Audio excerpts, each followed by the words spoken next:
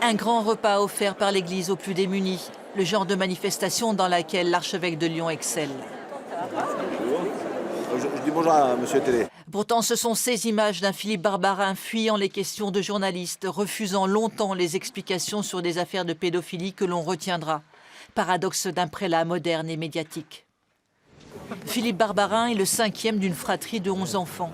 Il est nommé évêque à Moulins en 1998.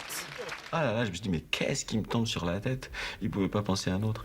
Surtout que moi, j'arrivais du bout du monde et je suis absolument pas préparé, quoi. Je m'apprêtais à être curé à Brie-sur-Marne, dans la banlieue, et je n'y étais qu'un mois.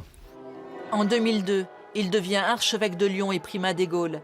Il est créé cardinal l'année suivante. À seulement 53 ans, il est l'un des plus jeunes prélats, appelé à désigner le successeur de Jean-Paul II.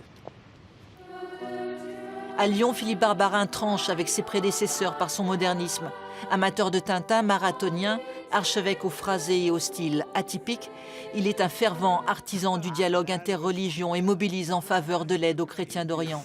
L'affaire du père Bernard Prénat, soupçonné de pédophilie sur plus d'une soixantaine de scouts à Sainte-Foy-les-Lyons, devient l'affaire Barbarin et jette la suspicion sur l'archevêque accusé de ne pas avoir dénoncé les faits de pédophilie. Alors moi, pourquoi je n'ai pas dénoncé? Parce qu'il y a prescription canonique, j'aurais pu faire un procès canonique.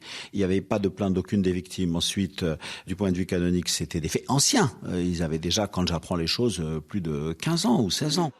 Ses explications floues, ses tentatives de rapprochement tardives avec les victimes et sa phrase maladroite « Dieu merci, les faits sont prescrits » ont durablement terni l'image d'un archevêque plus habitué aux lumières de sa ville.